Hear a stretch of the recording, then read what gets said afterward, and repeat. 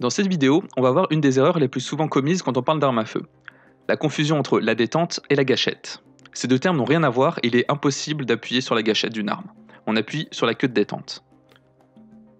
La détente est la pièce qui est souvent incurvée et qui se trouve dans le pontet. C'est sur cette pièce qu'on pose le doigt pour faire feu.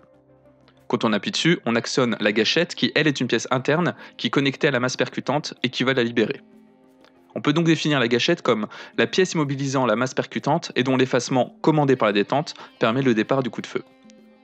On va voir maintenant quelques exemples. On va prendre comme premier exemple le très célèbre pistolet mitrailleur PPS-43, qui est mécaniquement encore plus simple que le fameux PPSH-41 qu'on a vu il n'y a pas très longtemps. Donc je vais faire un petit clic et cache pour voir comment ça fonctionne. Hop là.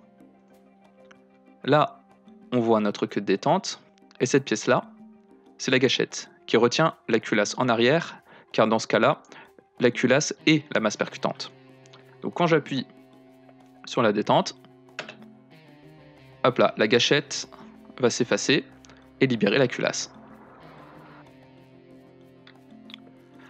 On va voir maintenant un mécanisme un peu plus complexe avec le cas du fameux barrette. Donc là, je fais un petit clic et cache et on va voir que la détente et la gâchette ne sont pas directement reliées. Hop là, ça je m'en fiche. Ça aussi. Là, on a notre queue de détente. La gâchette est ici. C'est ce levier en haut qui retient le percuteur en position arrière. Et là, on voit que cette détente et cette gâchette ne sont pas reliées directement. Il y a ce qu'on appelle un relais ici. Et quand j'appuie sur la détente, j'interagis avec le relais qui, lui, va soulever la gâchette et libérer le percuteur.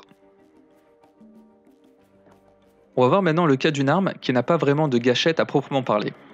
Là, vous pouvez voir le revolver Lema, qui est visible dans la série Westworld.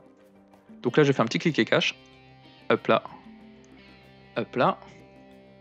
Et on voit qu'il n'y a pas vraiment de pièce qui relie le chien, donc la masse percutante, à la détente. Donc si j'arme le chien, comme ceci, on voit que ces deux pièces interagissent ici. Et c'est ce qu'on appelle le bec de gâchette. Donc si j'appuie sur la détente, je vais libérer le chien qui va s'abattre, comme ceci.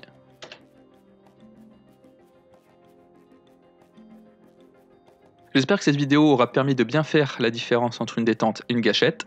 On se dit à bientôt pour une nouvelle vidéo.